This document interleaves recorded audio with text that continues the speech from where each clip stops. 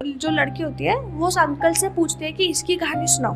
तो अंकल बताते हैं कि एक बहुत ही रिच फैमिली थी जिसकी बहू की रिंग है ये, और एक मिस्टीरियस इंसिडेंट में उस बहू की मौत हो गई। उसके बाद इस फैमिली को लगा कि इस बहू की सारी चीजों को बेच देना चाहिए सो दैट उनका बेटा मूव ऑन कर सके। और ये रिंग उसकी बहू की, वो जो लेडी थी जो मरी थी उस फैमिली की बहू, उसकी फेवरेट रिंग थी। इसे बचपन से पहनती हुई आ रही थी, मतलब 17-18 साल की उम्र से पहनती हुई आ रही थी और अपने घर से ही लेके आई थी। और ये ऐसी आखिरी चीज थी जो उस लेडी के पास थी उसके मौत के टाइम से पहले। मतलब कपड़े वपड़े तो एक चीज होती है, बट उस लेडी के शरीर के ऊपर कपड़ों के अलावा अगर कुछ था तो ये रिंग थी।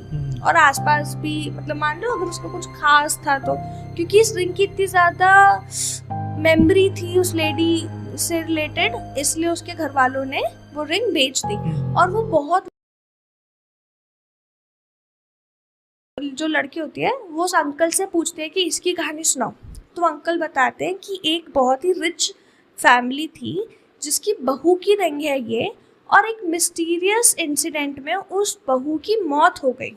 उसके बाद इस फैमिली को लगा कि इस बहू की सारी चीजों को बेच देना चाहिए सो दैट उनका बेटा मूव ऑन कर सके। और ये रिंग उसकी बहू की, वो जो लेडी थी जो मरी थी उस फैमिली की बहू, उसकी फेवरेट रिंग थी। इसे बचपन से पहनती हुई आ रही थी, मतलब 17-18 साल की उम्र से पहनती हुई आ रही थी और अपने घर से ही लेके आई थी। और ये ऐसी आखिरी चीज थी जो उस लेडी के पास थी उसके मौत के टाइम से पहले। मतलब कपड़े वपड़े तो एक चीज होती है, बट उस लेडी के शरीर के ऊपर कपड़ों के अलावा अगर कुछ था तो ये रिंग थी।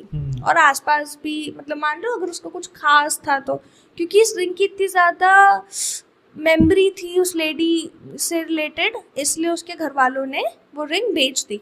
और वो बहुत